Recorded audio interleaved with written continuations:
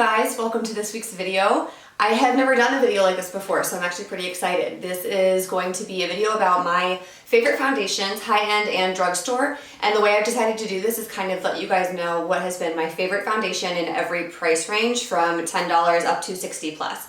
So just jumping right in, let's go ahead and get started. Starting in the $10 to $20 range, my favorite drugstore foundation has been this CoverGirl Simply Ageless. They have this one in a bottle as well, a liquid form, and this one is more of a cream. And I've been using this, so I did take a picture that's much more attractive from when I first bought it, where you can see the swirls of the Olay moisture in there. And when I first bought it, I was really concerned because it's super creamy, it's very thick, and on my oily skin, I thought that it would show everything, settle into all of my lines, and just be super gross and cakey. Not at all the case. It has this gorgeous blurring effect, so I feel like you don't see my pores, I feel like you don't see my fine lines, and even better, when used with primer, it really is quite long lasting.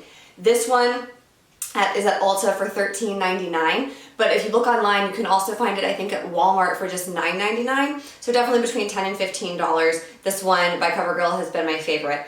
Another note on this one is CoverGirl is kind of rumored to oxidize, its foundations are.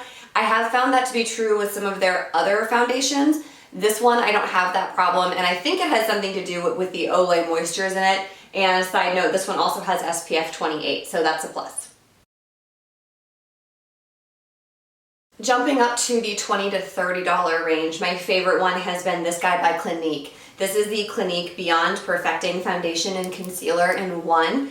And what I like about this one is primarily the coverage and how it wears. Clinique's foundations have always been really good with my skin for the most part. I've tried a couple of their other ones over the years. This one, I just have to tell you legitimately, the coverage is super impressive. The fact that it is the foundation and concealer in one is not a gimmick. It's actually pretty legit. And this one is $28 at Ulta. The next jump up in the $30 to $40 price range is this guy by Tarte. This is the Tarte Hybrid Gel Foundation, and this was another one that I was super nervous about buying because it's hybrid gel. It's advertised as being good for dry skin, and I thought that it would just slide right off of my oily skin. Again, surprised that that was not the case, and in fact it just left my skin feeling very hydrated and healthy after a day of wearing this. So no complaints about this one. I love the texture. I love how healthy it makes my skin feel. I tend to drift away from foundations that don't leave my skin feeling the best. If I feel dry or my skin is red when I wash it off at the end of the day or anything like that. That's why it can be so hard to have oily skin, as I really gravitate towards all the foundations that are like super hydrating, and they're advertised geared toward folks with dry skin or normal to dry skin, but sometimes I try them anyway and it works out pretty well. So that's this one in the $30 to $40 range. This guy is, I believe, $38 or $39 at Ulta. So again, it's pretty close to $40, but it's interesting. I don't think I have found any that fall between like $30 and $35. If they're in the $30 to $40 range, it's typically $35 to $40. So if you want to spend a few more dollars and tick over into the $40 to $50 range, my favorite foundation in that price range has long time been the Estee Lauder Double Wear Stay in Place Makeup. It's the classic Estee Lauder foundation.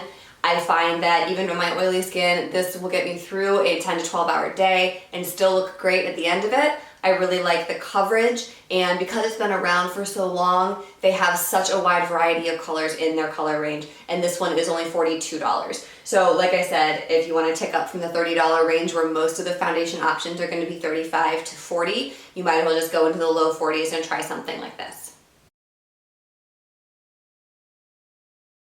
The $50 range was very, very hard for me. If you saw my wear test of this guy, this is the Givenchy Matisse Me Velvet Foundation. This guy kind of knocked my Dior Forever Skin love off the top of the tier in the $50 range.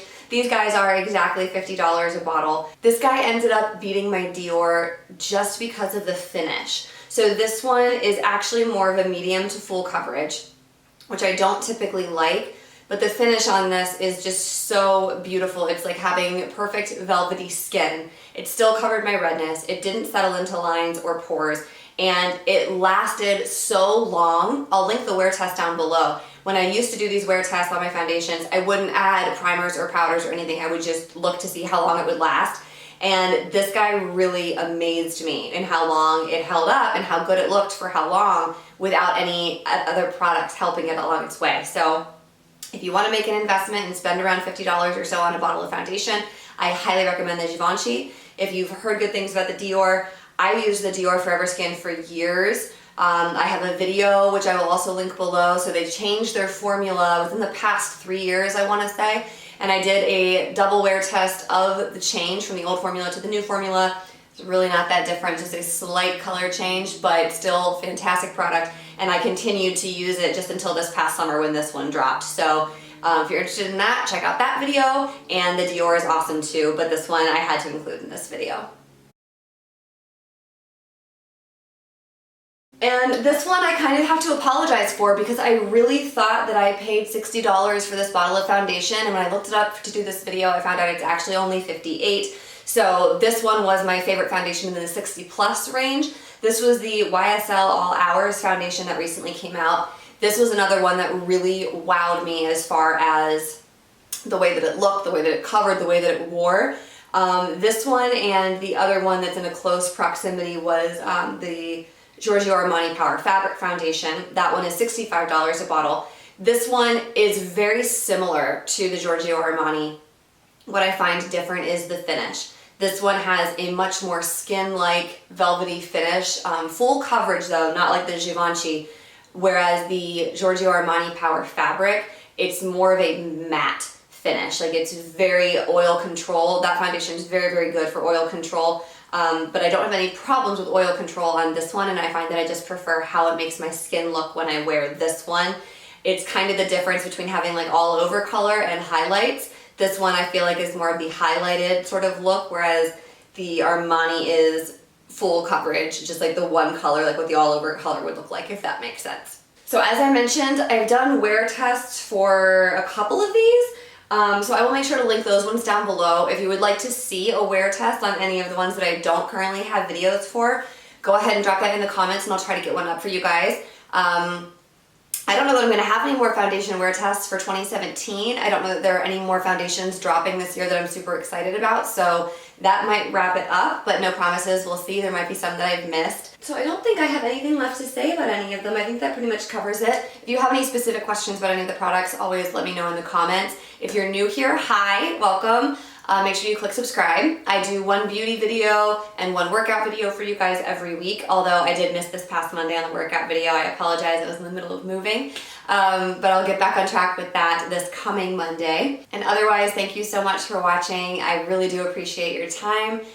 Make sure you click subscribe and thumbs up the video if you liked it, and I will see you in my next one. Bye!